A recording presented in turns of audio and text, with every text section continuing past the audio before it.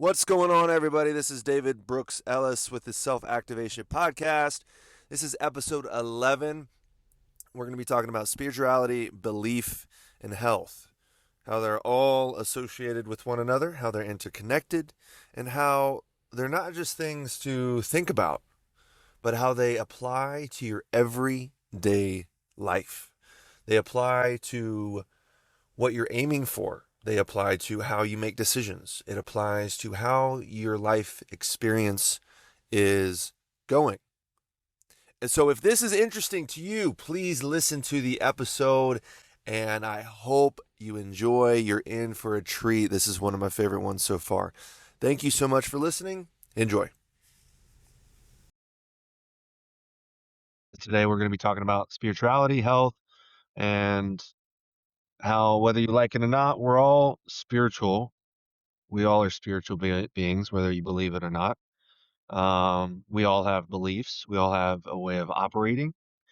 And by understanding what that means, beyond religion, this is not about religion. This actually encapsulates, it's before all religion. It's the fundamental essence of human nature, of being human. And so this is not a religious talk. This is about understanding what it means to be human. This is understanding what it means to be uh, an expression of the creator of this world, and which is one unified being, which is what I call God, and you may have other names for it, but is the fundamental essence, in short, and complete, utter. Uh, I don't, what's the word? It's completely understating what God is and who God is, but it's the fundamental essence of the world, and it's the essence built on love. And as human, we are expressions of that. As and there are different layers of being human, and what we experience in this physical world is clearly the physical, but as you zoom out on the human experience beyond our perception is a completely different landscape that encapsulates all beings in the spiritual realm. And so today we're going to try to understand what that means. We're going to understand what it means for our health, and how understanding what the spiritual world means and how it applies to everyone's life, whether you believe in something or not, it applies to your life. And also your beliefs apply to your life. You believe something. Everyone believes something. The fact, and if you don't believe in anything, well, actually believe in nothing, you're still operating in a certain way. And so the way you operate depends on a certain belief.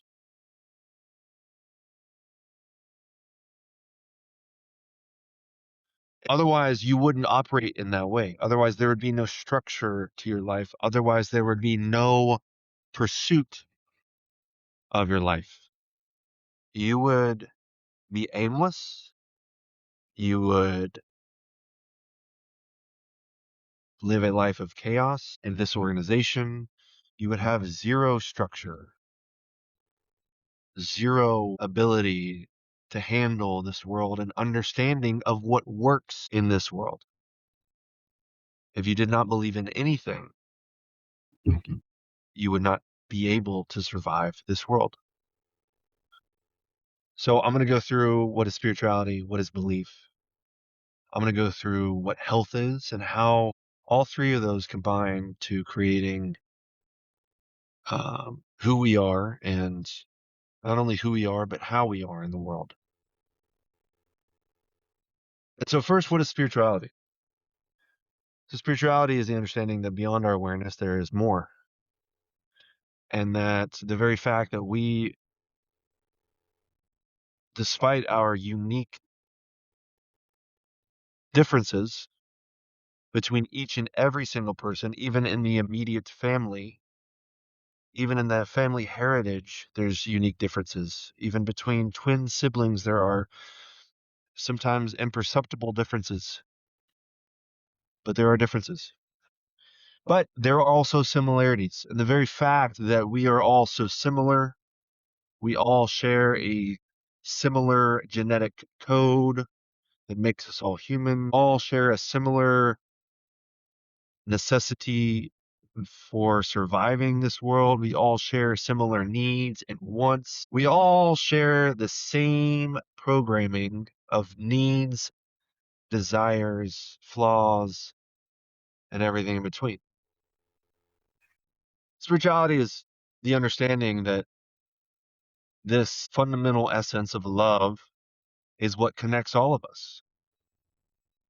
And that somewhere along the line, there was a moment in which we as humans, given the right to choose what we love most,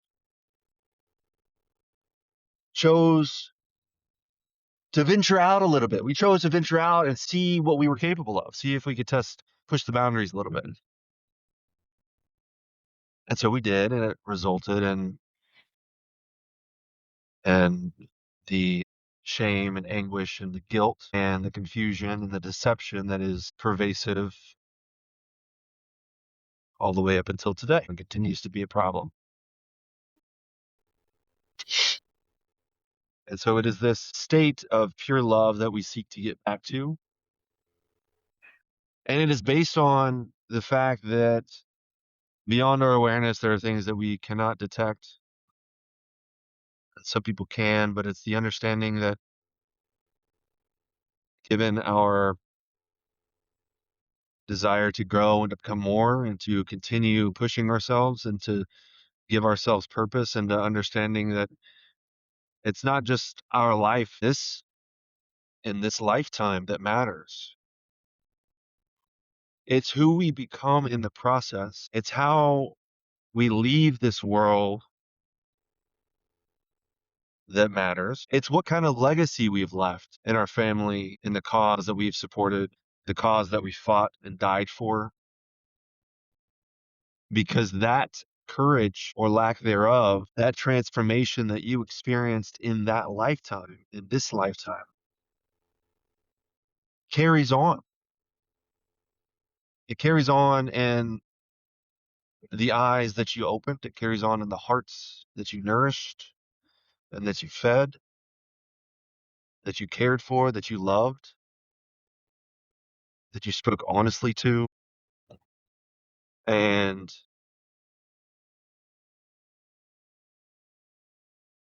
it is carried on in your consecutive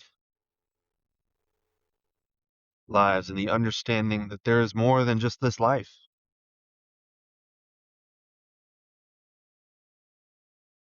And you continue to grow and develop according to how you live this life and how you spend it and what you believe in. And so spirituality is the understanding that all things are connected and that it's not just you in this world. It's you and others. It's you and how you treat not only your family, not only your friends, but every person you come into contact with. The people at the grocery store, the people at the movie theater, at the baseball park, wherever it is, wherever you're going, at school, work, at church, at wherever you are. It's how it's how you're spending your time and treating people and how and who you're becoming in the process. And so that is spirituality. And so if you think about like, well, how does that apply to health? Well, if who you're becoming in the process doesn't apply to your health, then I don't know what does. If health doesn't mean who you are becoming and who you are and how you treat people and how your love for your own body, your love for your own mind, your love for yourself, which allows you to be more loving to others, which allows you to be more impactful in the world. If that doesn't apply to health, then I don't know what does. So it's our spirituality, it's our understanding that all things are connected and that our role in this world is not to be anybody else. It's not to chase something that will only last for this lifetime because we're afraid of what happens if we don't have it. But our role is to become all that we can be. and to be uniquely ourselves, full of light and love by the end of this lifetime. And if not this lifetime, continue to try and attempt to believe that we will continue as long as we attempt to pursue what is best for us. We will grow ever closer to returning to that infinite state of love. What is belief? So belief is your operating system. It's what you believe to be true about the world. It's how you operate so that you can accumulate a particular source of energy that you believe will satisfy you. That is belief, right? You believe that food will nourish you, and so you eat certain food. You believe that certain food is good, so you eat certain food. You believe that by taking this job, you will live a good life, or you will earn money, or you will not have to suffer any longer. Like, these are beliefs. Everything is belief. Everything that you do to operate in a certain way, the way you operate is your belief. And there's a certain goal, there's a certain objective, and there's a way of operating that aims to pursue that goal and that objective. And so belief is not just in a certain being or a religious figure or a system that man has created with moral uh, superiority, with perceived moral superiority. That is not belief. Belief is how you live your life. It is much more tangible, applicable to everybody's life than which religious figure you believe has already saved you, therefore not changing how you operate your life today. And so belief is how you operate your life. And so everybody has a belief. Everybody has an operating system. And what happened when we went from a state of love into a state of deception and shame and guilt was that we decided that the things we see were more important than trusting that we were taken care of by listening to our hearts. And instead of being led by our hearts, we now are led by our senses and the things that attract our attention uh, without understanding of what you believe in, without understanding of what is best for you, right? You will be guided by your senses and what you can see, therefore what you can predict, therefore what you know. Your life is a series of predictions and calculations and risks being taken or not taken based on what you believe is going to provide you with a safe life. And it's based on the amount of fear that you have. Because in a moment of making a decision based on risk, based on, well, do I take this other job or do I stay in my current job? And the other job is going to have more money. It's also a risky, it's not as stable. I don't know what will happen, and I don't really have much room for growth, but I'll make more money.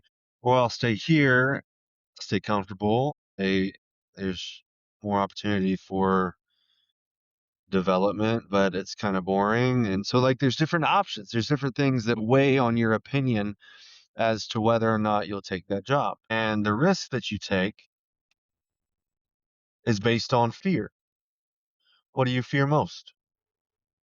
Do you fear not having money? Do you fear not having a plan, not knowing what's next? Do you distrust that you'll be taken care of when you follow your heart? These are all things that we take into consideration when making a decision. And so these things dictate our beliefs. And so when it comes to health and spirituality, right? So we're connected by love. It is the thing that connects us. It's the thing that makes us all human. It's the thing that distinguishes humans from animals, from plants, from lower life forms. It connects all life forms. It connects all life and non-life forms. It's the thing. It's the fundamental structure. It's love. It's God. It's the structure of reality. But it's human beings that have the ability to decide for themselves what they believe in. What is the primary focal point of their decision making? And I say there as if I'm not human. What is the primary factor in our decision making? Because our decision making is based on fear and risk and what we fear most. And it's very difficult for us to trust something that we can't see. Of course, that's what faith is, right? Faith is understanding that just because I can't see it doesn't mean it's not there. And if I trust that I'll be taken care of when I listen to my heart,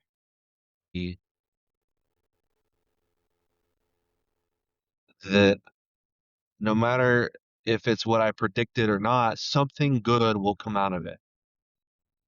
And maybe it's even greater than I could have ever expected, because if there is something that's beyond our imagination that we cannot grasp, and if we're trying to make a calculation based on risk, and we're only operating by what we know, we can only imagine what our brains are capable of comprehending. But we're not able to tap into the infinite resource and infinite structure of the universe. Well, then we're limiting our understanding of what is possible for us. Therefore, we're making a decision based on what we believe is rational and possible, which is literally just a function of what our brains are capable of imagining for us. But if you think about what you are one of 8 billion people on this earth. I don't know the numbers on how many people we tend to know. But even then, if you think about our immediate family, there are things about our immediate family that we don't even know about. We don't know what they're doing at work. We don't know like the ins and out of their work. We don't know the ins and outs of who they know. I know my family doesn't know a lot of people that I know. They only know a certain part. Most people only know a certain portion of you. And so in your world, there are already nobody knows the same thing that you do. And it's impossible for you to know everything that everybody else is going through. And so what I'm trying to say here is that when you're making a decision based on risk and belief, and you make a decision based on rationality and logic and being able to predict and distrusting what you believe is out there, what you believe is possible for you. If you choose to believe that what you know is the only thing that's possible for you,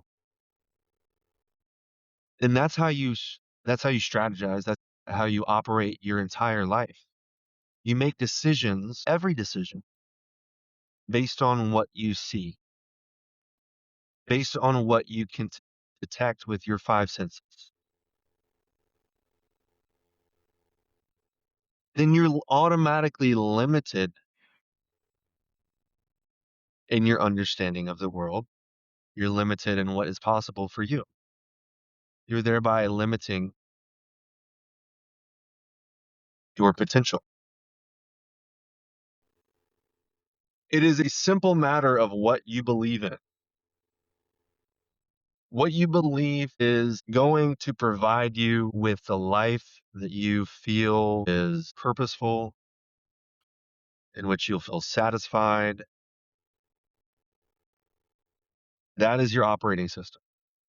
It's what you're aiming towards. And so the problem with this is that if you're operating in a way that only goes by what you believe, or that only goes by what you can sense or what you know, you're limited in what you know. And so you'll make decisions based on not what is unique to you in your heart, which nobody knows except for you. But you'll make decisions based on the perceptions of other people.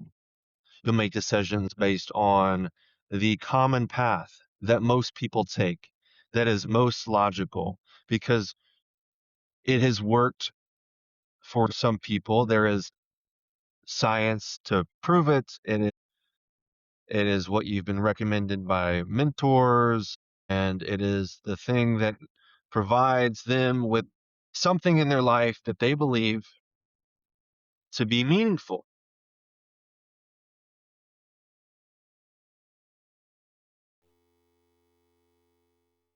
The problem is this, that if you're living your life and operating your life in a way that is trying to accumulate more things that you can detect with your eyes, then you're constantly feeding a certain depth or lack thereof of your sensory system. All things move out, as we know in entropy. Things move from order to chaos. So they constantly move out. Ice is a structure, it is solid. And as ice melts, the particles loosen and they become more fluid. And so they spread out with increased energy input into that system. So ice, it moves from a state of uh, low disorder to high disorder with energy input. And so the point of belief is that if we believe the things on our the things that we can see, our senses will supply us with what we need. That is that is feeding a certain level of depth of our sensory system. And if things move outward, such as they do with all energy forms, then we are failing to feed a critical aspect of ourselves. We are missing what is possible for us. We are not allowing our interconnectedness as humans to function. We are distrusting that that is possible because it is something that we cannot see. There is a risk associated with allowing people to see and nourish your heart. It's vulnerable. It takes humility. It takes courage in order to follow your heart. It takes courage to do something that is not logical, that is not the common path, that aims to leave a legacy not for your own life and your family's life, but for all people, everyone you come across.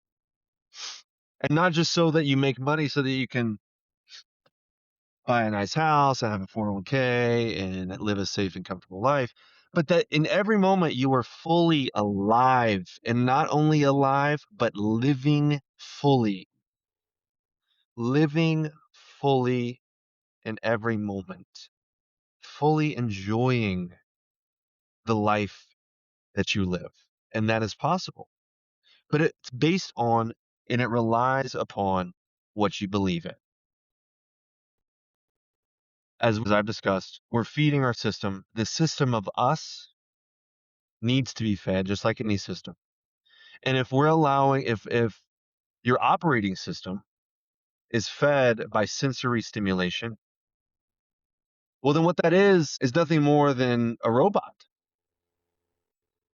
Your senses dictate your movement. You see a shiny car, well, I want the shiny car. And it's a source of stimulation. It's a source of it's a source of somewhat satisfaction. It's kind of like the apple. So we reach for the apple, boom. We thought it would provide us with what we wanted, and actually it provided the opposite. And here we are. So now we have shiny cars. We reach for the shiny car. That's not to say that shiny cars are inherently bad in and of themselves.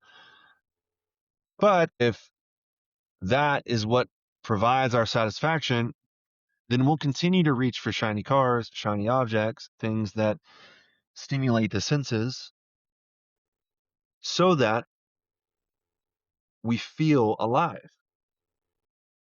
But if we're feeding the physical world, our senses, our external, our superficial sensory organs, then we're failing to nourish our core, our gut, our cells, our heart, and we're limiting how much we are able to experience because we're limited by what we know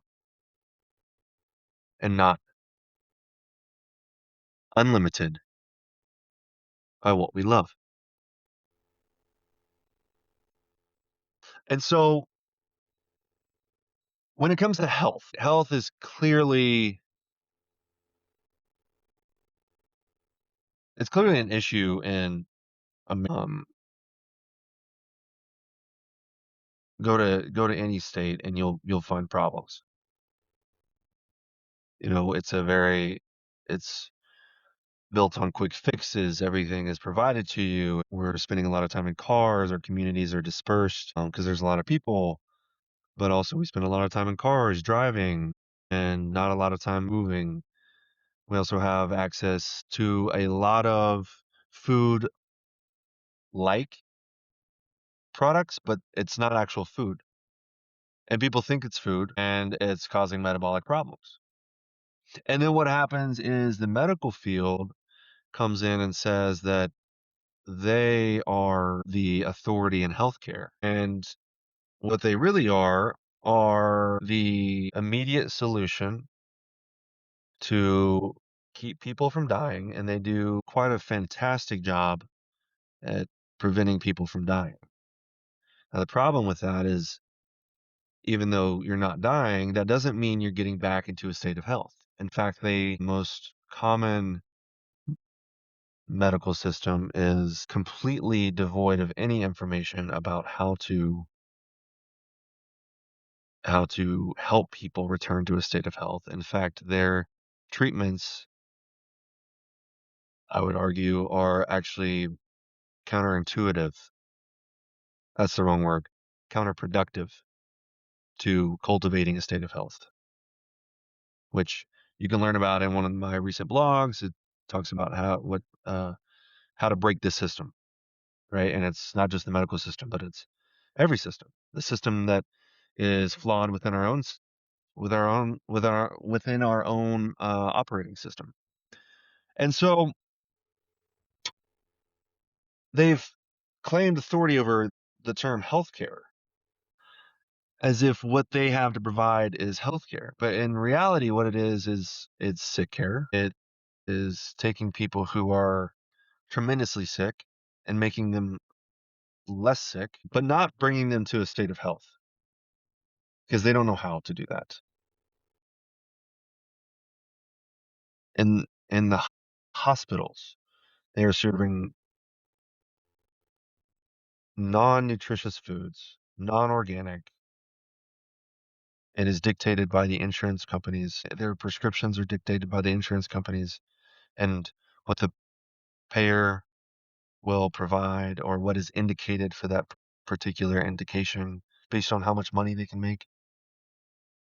They do not provide vitamins to sick people unless it is indicated, which for any rational, maybe not rational, but health conscious human being, vitamins as an essential functioning of the cell, essential nutrients for the cell to function properly. Vitamins are critical. Vitamins are everything. Vitamins and minerals and high quality foods. That is medicine. Food is medicine. Sunlight, community, movement, sleep, which the hospital dramatically decreases your sleep, waking you up every 2 hours to make sure you're okay. Clearly, there's a reason for that. But at the same time, if I'm not allowed to sleep, if I'm not allowed to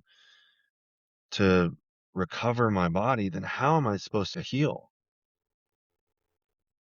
How am I supposed to? And if I'm hearing beeping noises and anybody can walk in, anyways, that's a whole different story. But they've co-opted the word healthcare, and so I want to return our understanding of what health means. And health is not just staying alive. Health is not ensuring that you're not dying. Health is being fully supported in yourself, being fully independent of medication, fully independent of anything outside of you, so that you can stand on your own. A healthy tree stands on its own. In fertile soil, it grows tall, it is fruitful. It does not need anything external. It is nourished by fertile soil. It is nourished by rain. It is nourished by the ecosystem it is in. The same goes for us. We are no different than any biological being on this earth except for our ability to make decisions. Even though animals are also making decisions, and they make decisions based on risk and fear. But it is our unique human ability to determine what is best for us and to determine what we believe, what we believe in, that makes us human and that allows us to grow and develop in our spirituality as humans, as human beings, into greater and more light forms. Anyways, I think that was a tangent, but so health is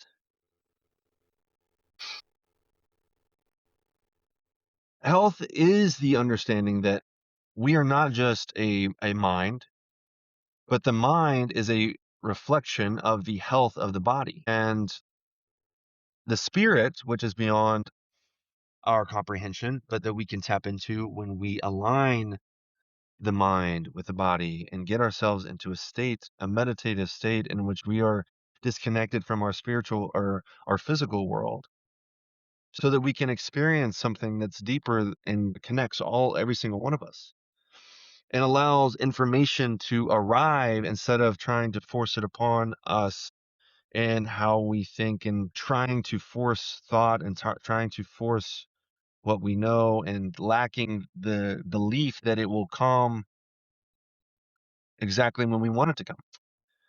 And so health is the alignment of mind, body, and spirit. The mind is how we think. The body is how the body moves, how it produces energy, how it produces the energy to think and conduct its function. Even the brain is clearly where the mind is located. But the brain is a physical structure. It is a part of the body. It is a physical structure that requires energy, just like any other cell in the body. It needs energy. It needs fuel. And so if those cells aren't able to receive fuel, well, then it's not going to function well.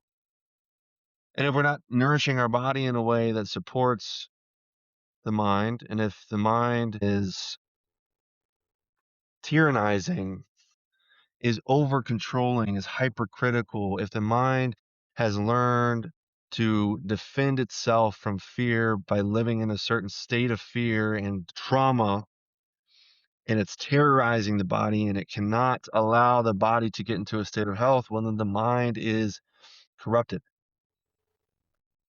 But not only that, it's not just the mind and the body that have problems, but it's also the spirit. There are things beyond our understanding, that are even beyond my understanding, contribute to these problems that we have no idea are contributing to the problems that occur in the mind and the body. And it is the understanding and the belief that when we follow a certain protocol, when our operating system is one that believes that what is most important to our world, our individual world, which if there's one thing in this world that is most unique to each and every one of us, it's ourselves. It's who we spend every moment with. We get every 24/7 of every year, every decade, our entire life is spent with one single person. And if we're not taking care of that person, if we're not taking care of that body and that mind, if we're not learning, trying to understand where we came from, who we are, what we're here to do, and how to orient mind, body, and spirit in a way that produces unity, health, and harmony and peace within, then we are limiting what is possible for us. There is nothing more important than your actual health. Health is not surviving, it is living. Health is not relying on something else to uphold your current way of living because it is more comfortable for you. In fact, your comfort, that shiny car, that shiny apple, those comforts, that belief that that thing of comfort is going to provide you with what everything you've ever wanted. That actually is taking away from your sense of independence. That's actually taking away from your ability to stand on your own. It's giving you immediate satisfaction, but taking away from your ultimate growth as a person. And so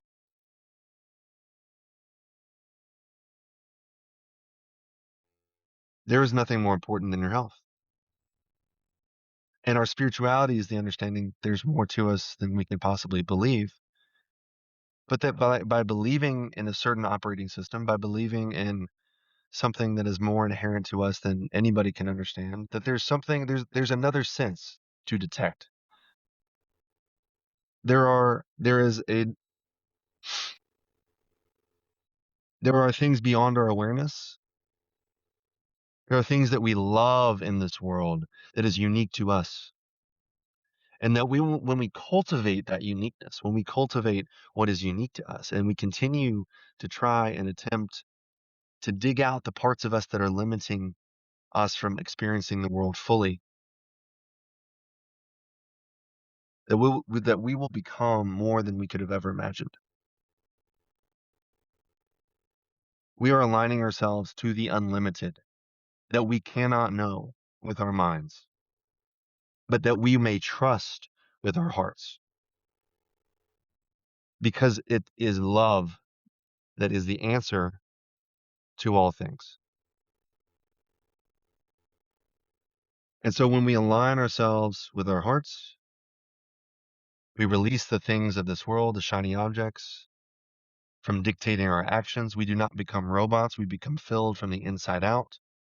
Therefore, energy flows from the inside out. Therefore, the things, the current of life, the current of water and blood and electricity and life force, prana, breath, oxygen, all of these things, chi, energy begins to flow from the inside out again. It nourishes the body, it awakens the body, it awakens the heart, and it unifies the mind and the heart.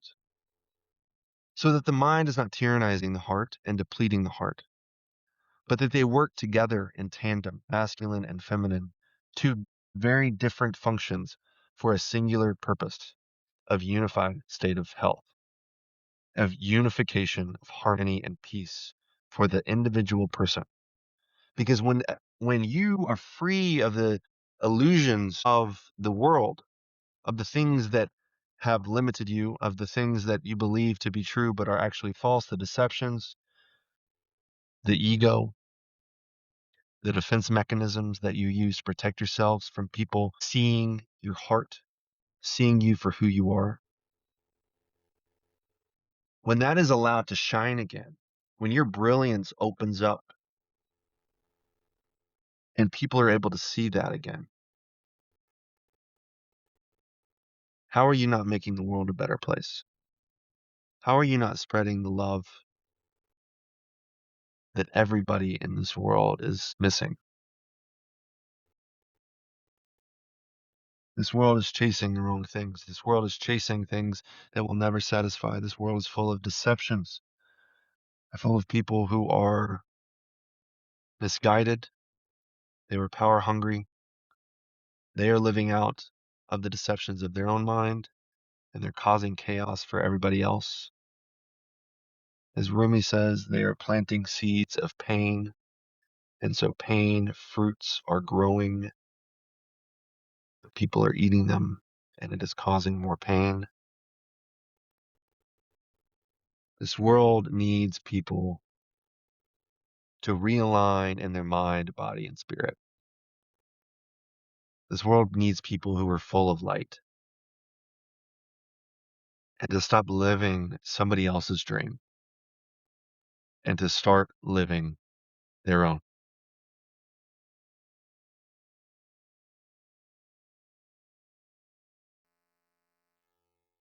That is all I got for the day. I feel like that was a good place to end. Thank you so much for listening. Please let me know what you think. I think sometimes I go on tangents, but I really want to know what you think. I really want to understand if you like it. If you don't like it, please comment on this episode. If you did like it, please follow the podcast. Please subscribe to my newsletter to stay updated with events, opportunities to get involved. I have private sessions, I have group sessions for spiritual mentorship. And if you're interested in any of those things, please reach out to me on my website at davidbrooksellis.com. Please follow me on Instagram at brooksellis51, which is my old Instagram tag, but I'm still using it. Twitter at Ellis_David B. And what else is there? Thank you so much. I really appreciate it. I want to hear from you. Thank you so much for listening. And I apologize for the sound quality. I'm limited in my resources right now. And so this is literally the best I could do. And so I know it's not the best, but hopefully the message is so good, so riveting that you are able to hear through the poor sound quality to receive a quality message that hopefully lights you up, lights you on fire, and helps you uncover parts about yourself that you never knew. So thank you so much for listening. I hope you have a great day. Thank you. Talk soon.